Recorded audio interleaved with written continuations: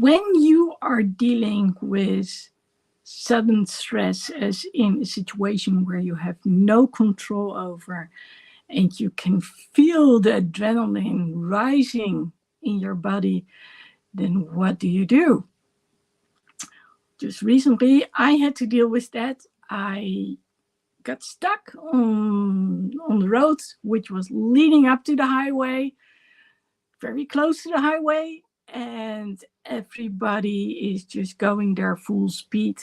To give you an idea, the traffic light ahead for that one is where everybody has to slow down, cameras and all that stuff.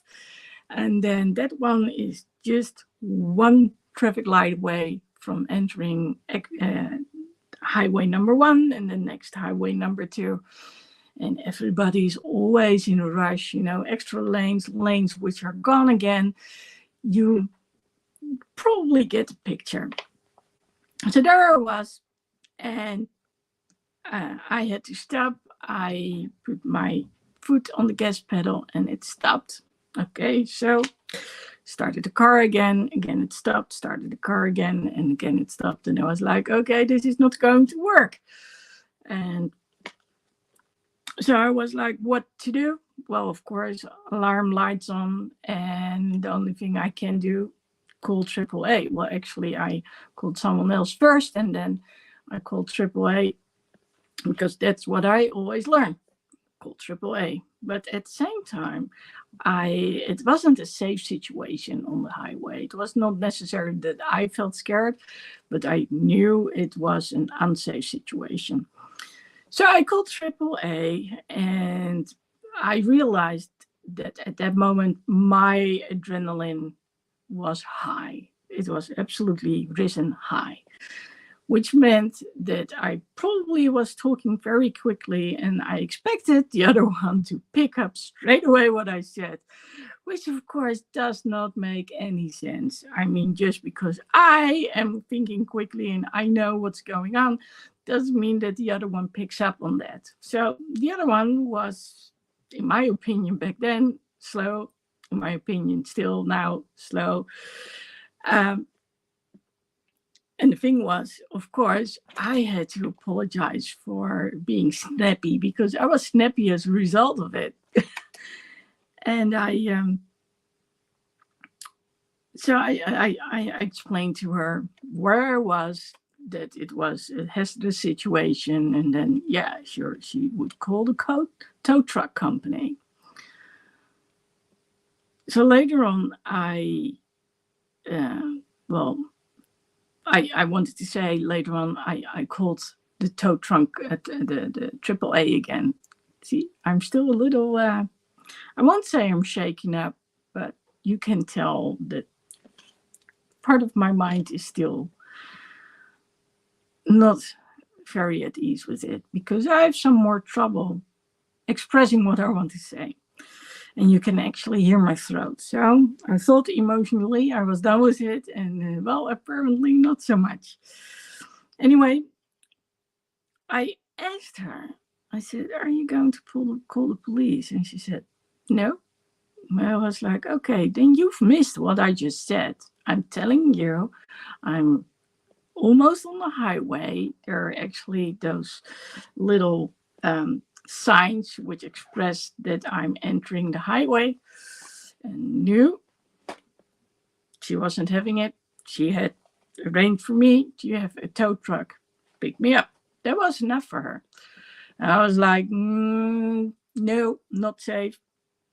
So I called 911, and yes, that woman did understand me, and she said, okay, I'm going to make separate calls so the tow truck company comes a little bit quicker, and please get out of the car and make sure that you're safe. So go stand in the grass on the side of the road, which I did. While I was waiting, I recorded these little videos. And the one I couldn't get a hold of, the moment that I sent this 10-second video, he called me back. And actually, I also sent it to the physical therapist. I couldn't get a hold of them on the phone. I got the answering machine. So instead, I sent the video, and today I talked to her, and she said, "Oh, that looked scary. Your car was just singled out." And that was the whole thing. You could see that was my car, and everybody was racing around it. And of course, horns honking, including those of the trucks. So everybody was, and I could understand that because people had to slow down behind me and other people couldn't see what was going on. Well, anyway, after a while, there was a tow truck. I think they came pretty quickly, but later on, when I talked to the manager of the road, apparently I'd been waiting for almost half an hour.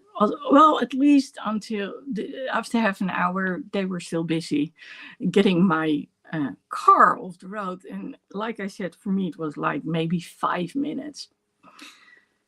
So I got in the car, which always is fun. I like going in those cabins of trucks, up high. It's sort of like an adventure.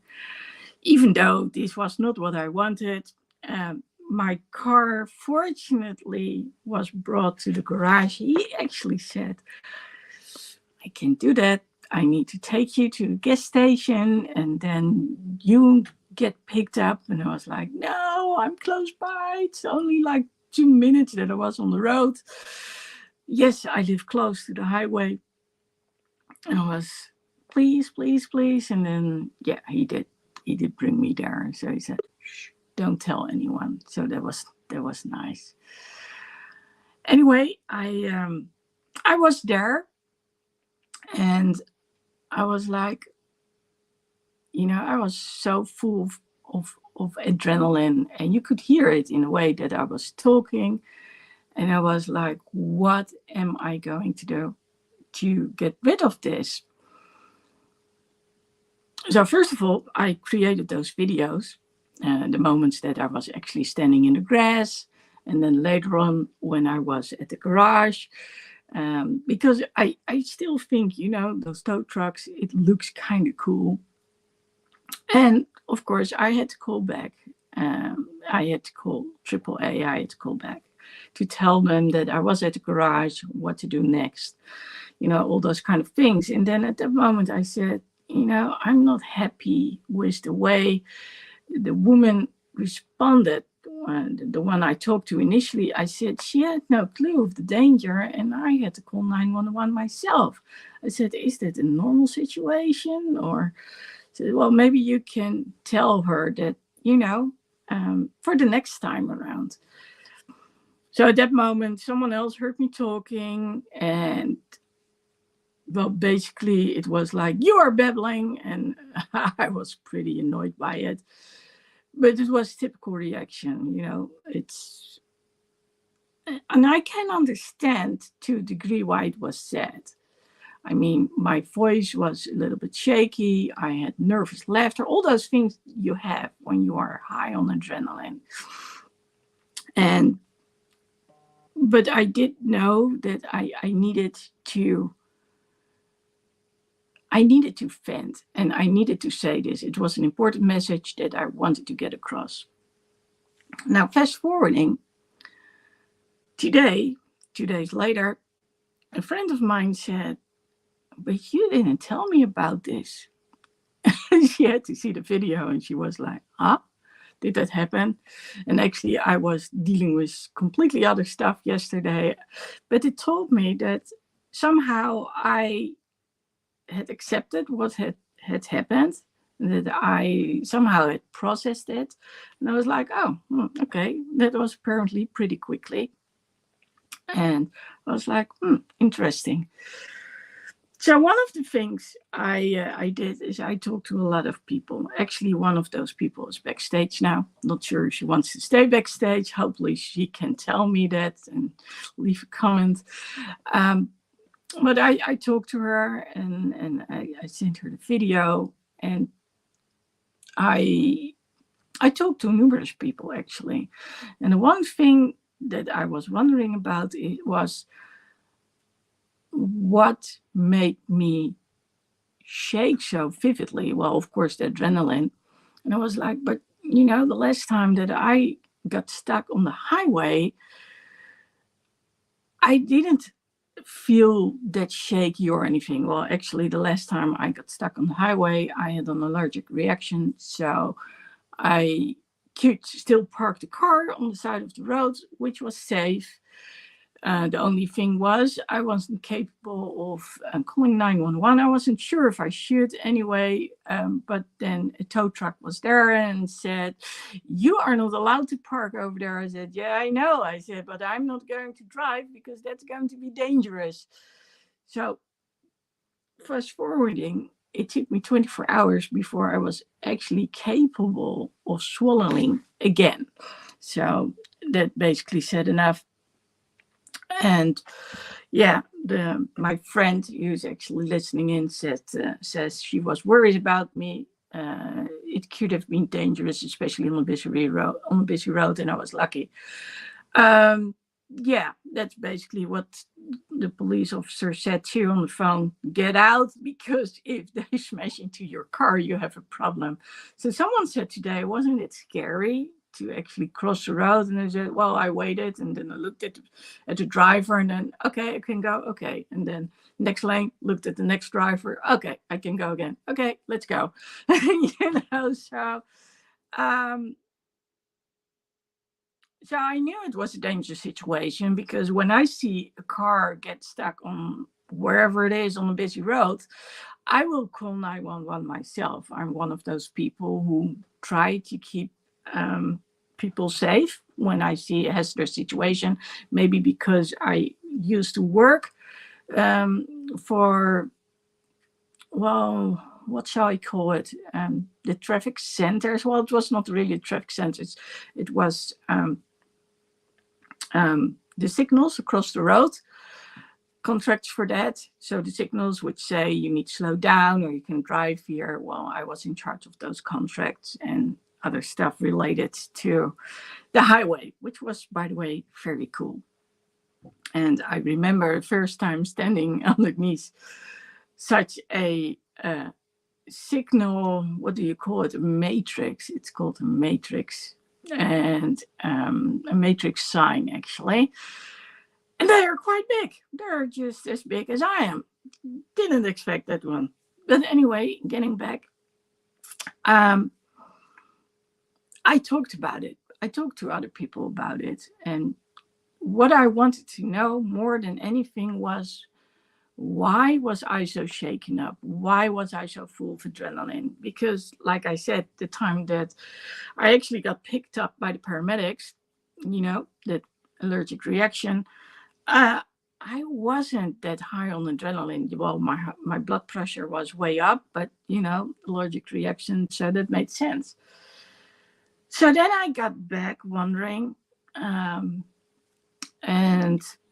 I was asked about triggers and flashbacks. And it was like, yeah, I remember once upon a time I was on the highway, and there was Mother Duck with 8 ducklings. And she tried to cross the road, 4 lanes. 4 of them decided to walk on. They didn't make it. And the other 4 went back, and they did survive. Unfortunately for me, one of those ducklings that didn't make it, I found that duckling in front of my tire of my car. So the good thing was I looked pretty far ahead. The not so good thing is, if something happens really close to me, it's, sort of like a switch. But I stopped in time. The one behind me didn't stop in time. The ones in front of me didn't stop in time, but I did stop in time. But that moment afterwards, yeah, I'm looking at 6 ducklings now. There were 8. It's nice, when someone is there, backstage in this case. I cried when I arrived. I remember that I had to get off the road. Much damage? No, there wasn't much damage. Okay, then please drive on. Okay, so I did. I got where I needed to be, and then I just started crying. And I didn't stop. It took me a while before I stopped crying. So I was like, is this the reason that it happened? Because, four lanes, just like a couple of days ago. And still, it was like, I don't think that's the thing. But what is?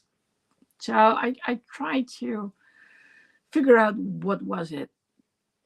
And then yesterday I had a talk with someone for hours, and I realized that it was probably the feeling of being so high on adrenaline, which had brought me to a situation which I had been in for years, 24/7, as in 7 days a week. I was on high alert because how do I say this? I took care of someone. I didn't want to take care of her, but she sort of appreciated my care. And so we hang out a lot, talk about boundaries, and I didn't set my boundaries. Let's be clear about that. But as a result, I never knew if we had to go to the hospital, rush to the hospital. I couldn't count on being on time for my own appointments with my own clients. It was pretty stressful. And at some point, I decided to say no. And I broke free of the situation. I said no more, never again. And talking about it yesterday, I realized, yeah, that's probably what made me so upset, because I hadn't felt like that for years. And again, it was a situation where I had no control over. So, of course, the same applies to having an allergic reaction, but I've had those before. Did I break down before? Yes, I did. But normally, when I drive and I break down, yeah, it has happened multiple times, unfortunately. I do know how to maneuver, 3 lanes to the right and then park safely. I still don't know how to do it, but I do it. And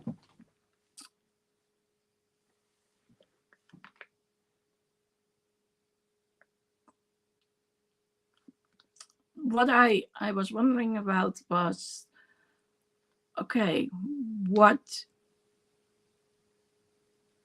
first of all, of course, what happened, what triggered it, but the reaction from the other friend today made me realize, like, hey, I managed to deal with it rather quickly, and that's what I wanted to talk about. But first, some comments. Seeing any animal hurt is sad. That was such a big trigger for you.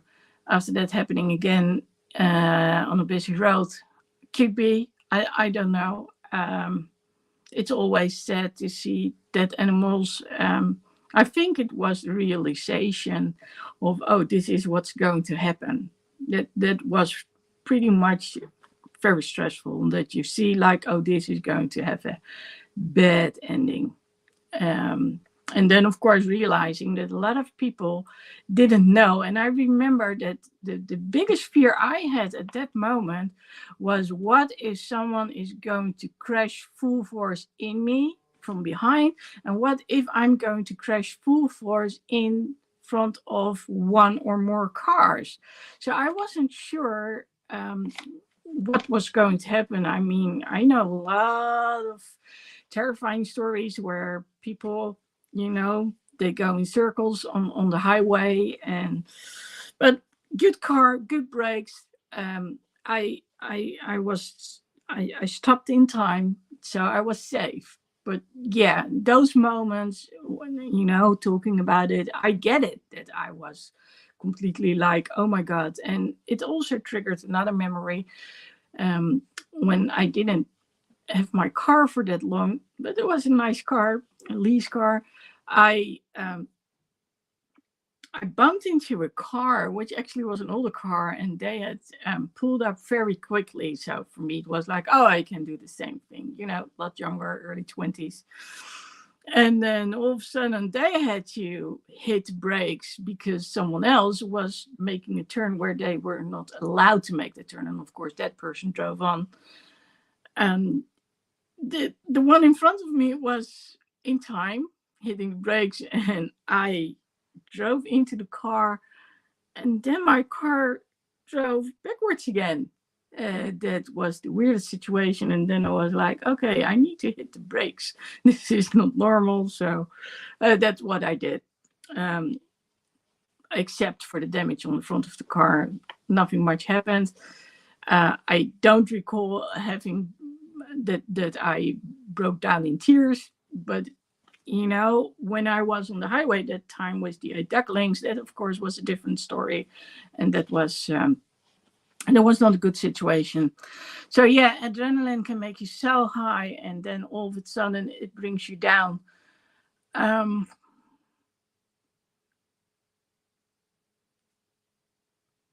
had to sort of diminish slowly that feeling of adrenaline.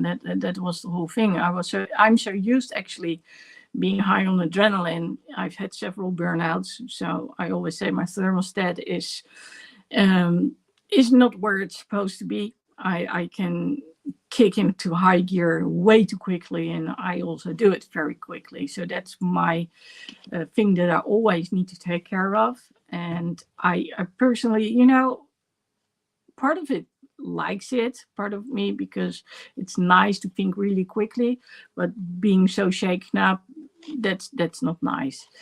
I'm happy I broke free from it. Okay, so going on about stopping on the road. Yeah, it's true. You must always carry reflecting triangles to place behind your car so other cars will slow down. I don't have it in my car, and quite honestly, I don't know if I would have had the nerve to put it there. I don't think so, because then I would have to approach all those fast racing cars, and I probably wouldn't have.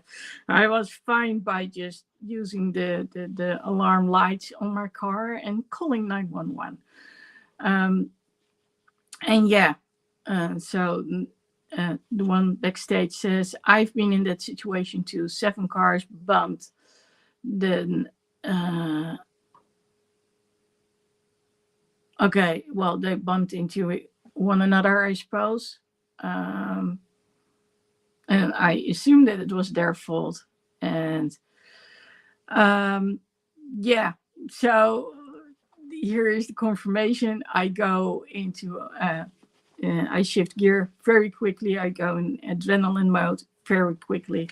The one who's backstage witnessed that. That's true. I'm not sure that she actually liked it when it happened.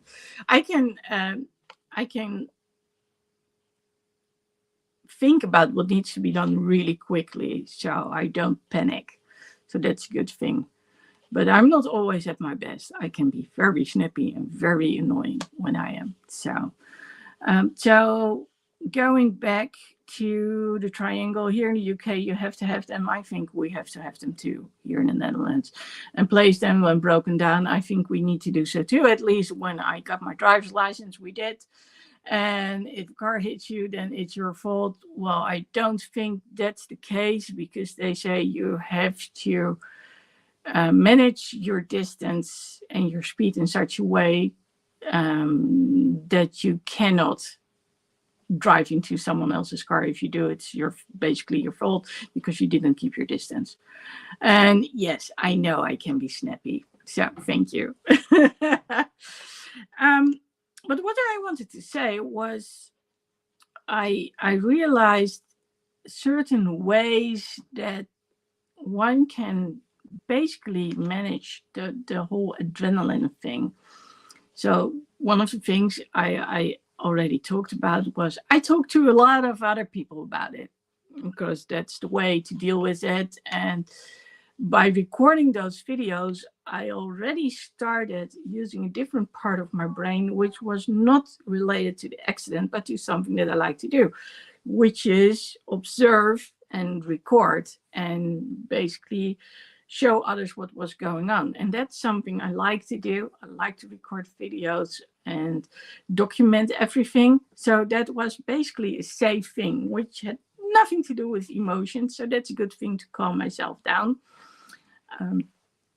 I went for a walk, and I also talked to other people about it, when I arrived and also during that walk. I think I did during the walk. So that also made a big difference. And I started editing the moment that I was there at the restaurant.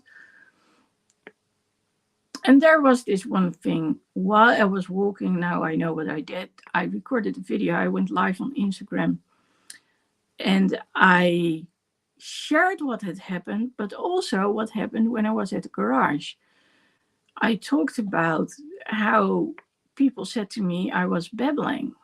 And here's the thing. I'm about speaking up, speaking out, sharing your story.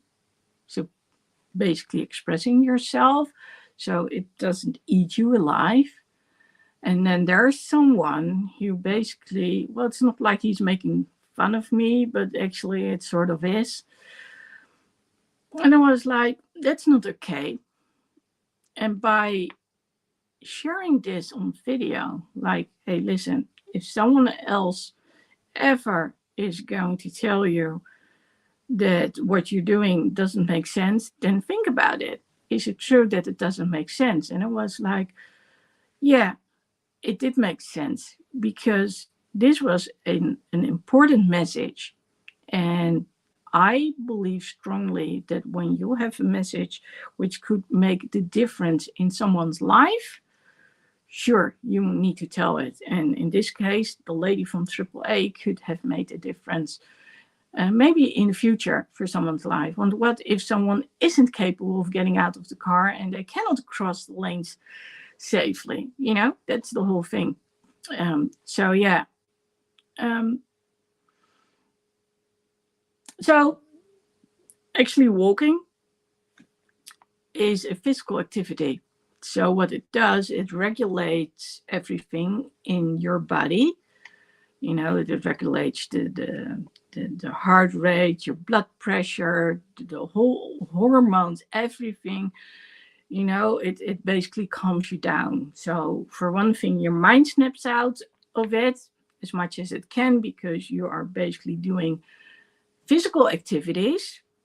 And then, of course, it's more back to normal. I'm not going to say it was back to normal straight away, because it wasn't, but pretty quickly it sort of was. But I do think that talking about all those triggers, flashbacks, figuring out like what was it, because that was my main question. What was it? And by writing about it, that already made a lot of difference. Like I said, the editing made a lot of difference. Realizing that I did good, because in my mind, I'm one of those people who always is like, okay, did I take the right steps? Yeah, I called AAA. Yeah, I called 911. I informed the other ones, the one I was going to, and other ones who can help me out. I talked to the tow truck driver and asked him, please, get my car there instead of somewhere, near a gas station, and figuring it out. So yeah, I did get. But there were more things I realized, and I've been realizing this for a while now, that ever since my name now officially has been changed to Lexi, which is not too long ago. I think it's less than a month now. So I got a call at some point, and that the moment that I was on the highway, I was full of adrenaline as well, and I constantly had to tell myself, slow it down, slow it down. There's this song which says slow it down, different meaning, but it did help. And that kept repeating in my mind. And ever since I have been a bit more emotional. I noticed that. And then when I was talking to the other person yesterday, and we were talking about being high on adrenaline, um, and she knew what I was talking about because every time I was around her, that basically happened. And for a while, I didn't want to be around her. I still don't want to be 24/7 around her because that fear is instilled deep inside of me that something were to happen again. And I don't want it. So basically, even though we can get along pretty well, I don't want to be around her because I never know what's going to happen. And I don't want to go there again. I just don't. It's literally like never again. And when I started changing my name, that's basically when that whole process started of getting my distance and making sure that this couldn't happen again anymore. And it also brought back some very hard moments of things which were highly emotional, which had happened back then, leading up to, let's call it a breakup. It's not the right way to describe it, but I don't know how to describe it any other way. But it was a radical change in my life. Like, okay, I need to do things differently. I need to separate myself from the situation. And that's what I did. So the funny thing was that when just a few hours later, I went to see another friend. We see one another like weekly and we talk about things. I didn't talk about it anymore. All I could talk about was, oh yeah, and that's what he came up with was, well, I'm about to travel. I'm going to the US, which is very cool. And the one who's in the background is going to be there with me. I like that. We have a lot of fun together. So part of the journey, she's going to be there too. And then my friend came and she said, well, don't you need to ask for a visa? In this case, it's called, I don't know how you say it, ESTA. In Dutch, we would say an ESTA, which of course doesn't make sense, but let's call it an ESTA. So I was like, okay, yeah, you're right. So basically I was busy, filling out all the information. And then because it had gotten late due to that long conversation I had with the other person, where when I was around her, full blown high adrenaline 24/7, I was later than I wanted to be. But regardless, it's always nice. We have a cup of coffee together and a cup of latte. Not she, I do. And because I can sleep no matter how many cups of latte you offer to me. Now, let's face it, there's not that much caffeine in it. I mostly drink the milk or something that looks like milk. But still. So when she said today, hey, you didn't tell me because you saw it on Facebook on a video, she was like, And I said, yeah, we were busy with other things. And basically I realized that I sort of moved on. Until today, I was getting training and I was thinking about it and I was like, I do need to talk about this. Not so much because of what has happened, but because of how I processed it.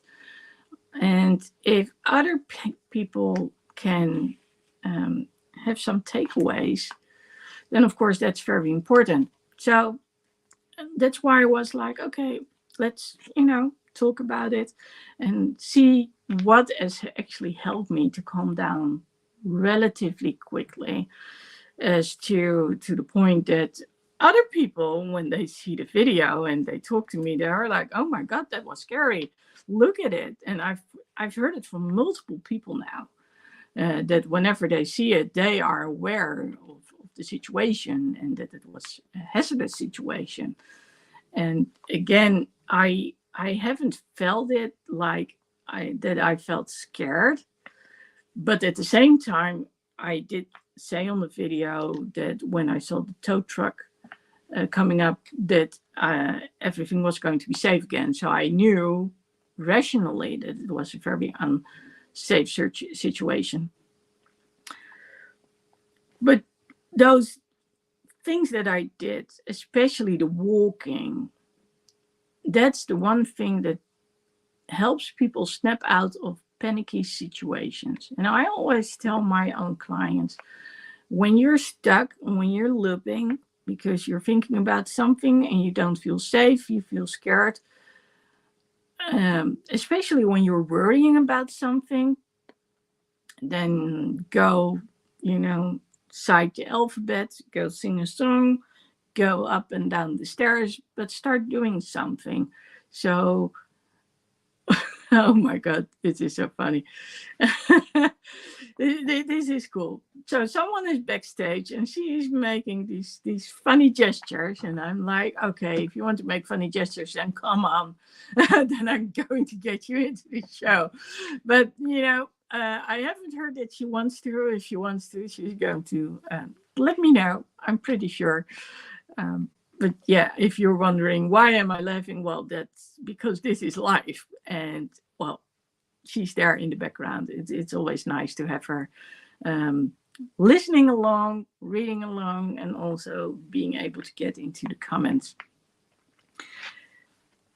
So basically doing stuff, and sometimes it doesn't even make sense. I mean, doing mathematical sums, whatever it is, calculations, singing a song, happy birthday. Does it make sense? Yeah, it does make sense. It's all of it is a way to calm your mind down and to distract someone from what has happened before. I also believe that what I did, literally doing something else, doing something creative, really helped. It is literally like a different process. And those processes, they help you to separate yourself from what had happened. But I think the biggest difference is talking about it with other people. And yeah, I was right. Due to circumstances, she won't be here, but hopefully next time she will again, because I always love having Cheeky Joe on here.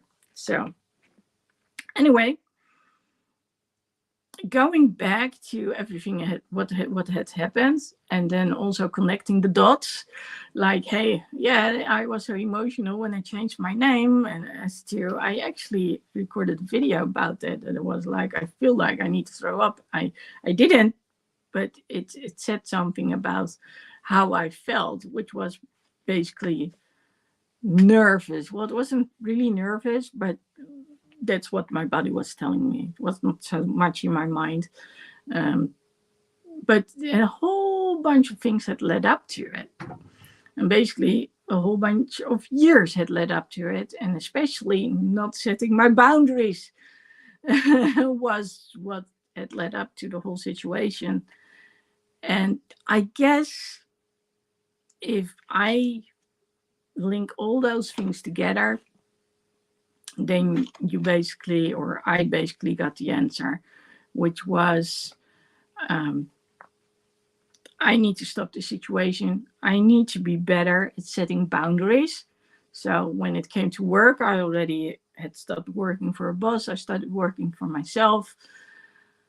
Then, of course, it doesn't stop straight away. When you want to support others and you want to help people out, it's something that's, it's second nature. And I really had to learn to say, I come first, and then when I feel good, then I can support and help others. It's taken me years, and every now and then I still do the opposite, I'll honestly say, but I'm getting pretty good at it now. And it's nice to actually be able to teach others about it. Like, hey, don't fall into that same trap. And when you actually do, let's talk about why you keep doing it over and over and over again and how this helps you or absolutely not help you at all. So, yeah, Cheeky Joe says that was a big change for you. A name change is a huge milestone and you achieved it. Yeah, that's true. It was a lot of money, by the way, and had to go through court. And, with the upcoming trip, change name requires new passport. So that actually made me a little like, is this going to be in time? And what's going to happen? And what if can I travel? Can I book my trip in time? All those things were a little, because I didn't know what the difference would be and if everything had to be changed. But actually, it's going pretty smoothly. I'm glad I was sensible enough to take pictures of my old passport because I was not allowed to keep my passport. No, I wasn't. Um, so normally they punch holes in it and you can take it home, but no, this time around I wasn't. But by taking pictures of it, I was actually able to upload it to the company who is going to do the traveling and the flying. So, this is so sweet. I am amazing at supporting people, and I have really helped Cheeky Joe, and I've helped her overcome a huge life change for her into becoming more confident. Yeah, that's true. We spent 4 weeks together, and after those 4 weeks, she did things she never thought were possible. So that's cool. It's yeah. Thank you for saying so. Anyway, this everything what I've been talking about has to do with the speaking up and speaking out. And I not only had to deal with the adrenaline rush, I also had to figure out what am I going to do with me being told that I was babbling. I didn't get really upset. I do talk about it, so it does tell me that I'm not happy with it, but I don't get upset from it. I don't get angry or anything, so that's a good thing. But that's because I'm basically talking about it. So I'm seeking support, as in talking to others. What do you think? Is this babbling or not? And well, lots of people actually said to me, no, this is not babbling. So I realized that my tone was different. I also realized that because of the high adrenaline, it sounded somewhat hysterical at times. But I do believe I was rational in what I said, and I still stand behind what I did. And I still think it's good and was important that I said what I did. And next time I'll do it again. So, no, it was not nice that someone said that I was babbling. It was rude. Exactly. That's what I meant. And also saying, yeah, you didn't think about what you needed to do because you could have known this was the cause. No, it didn't work like that.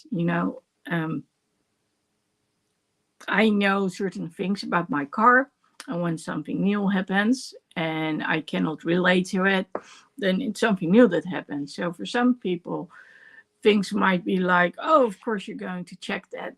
Well, it doesn't work in my head like that.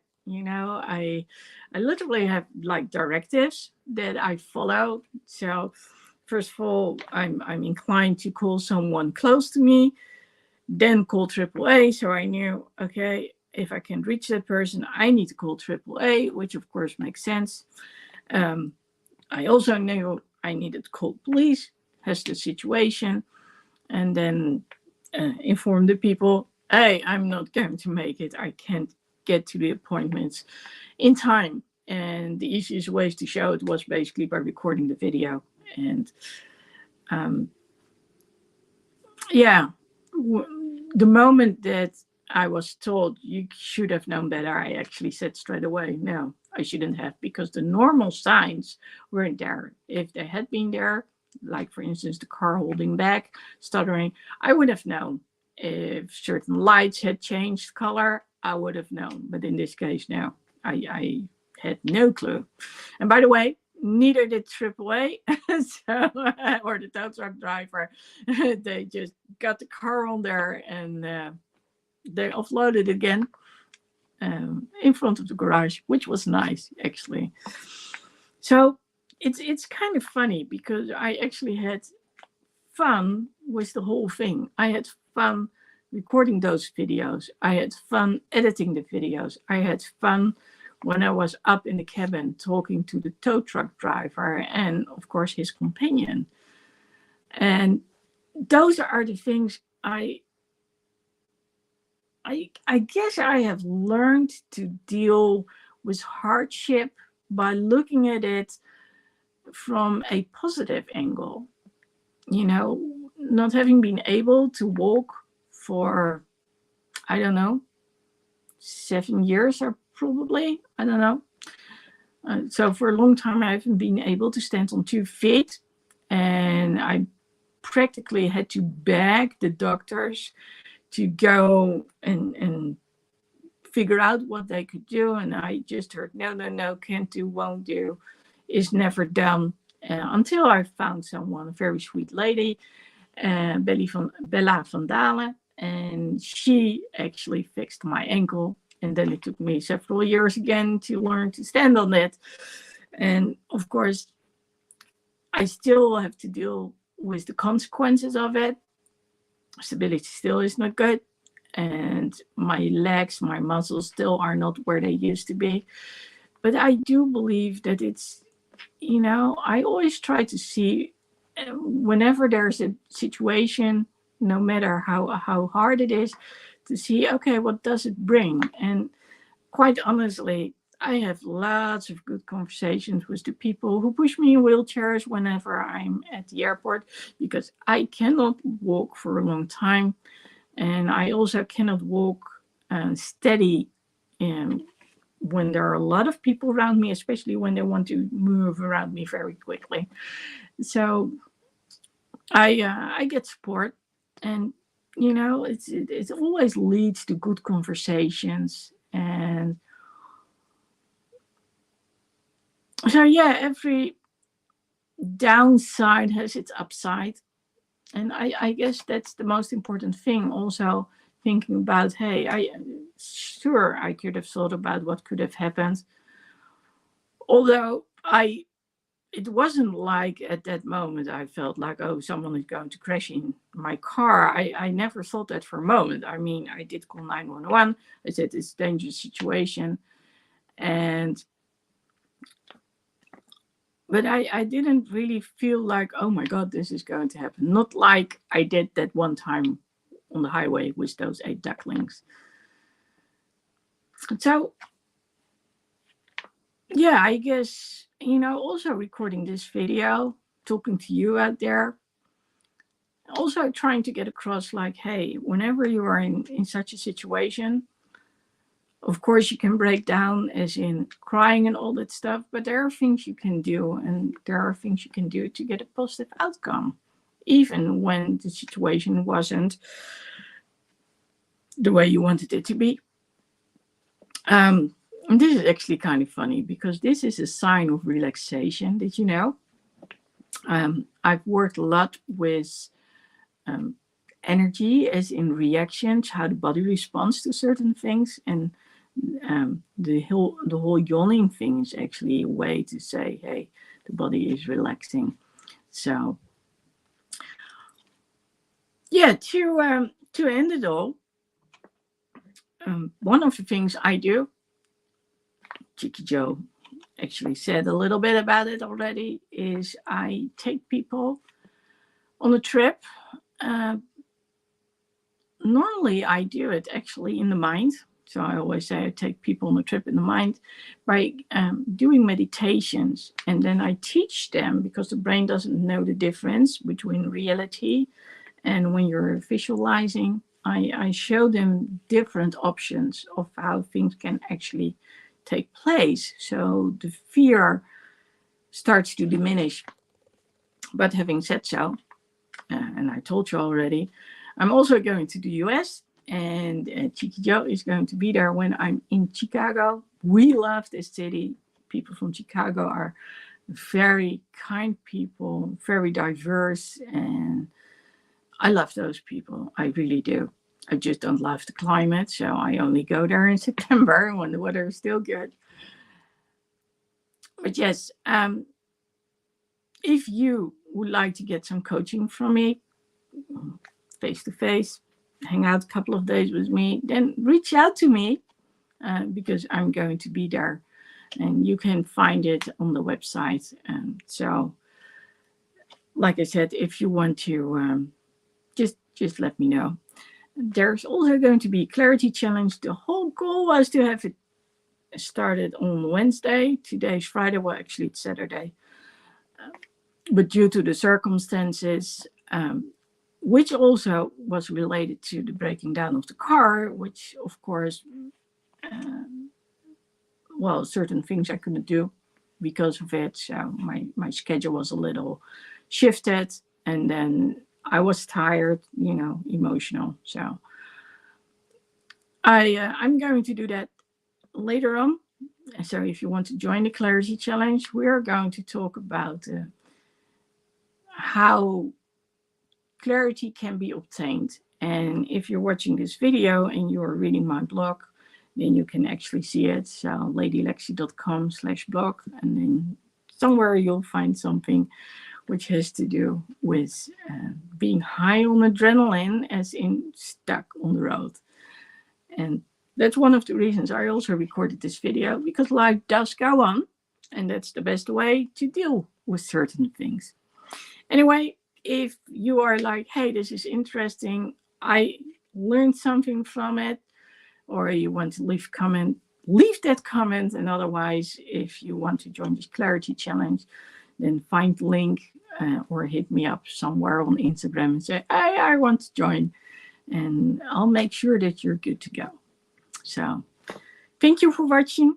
And next time that you are high on adrenaline, you know what to do.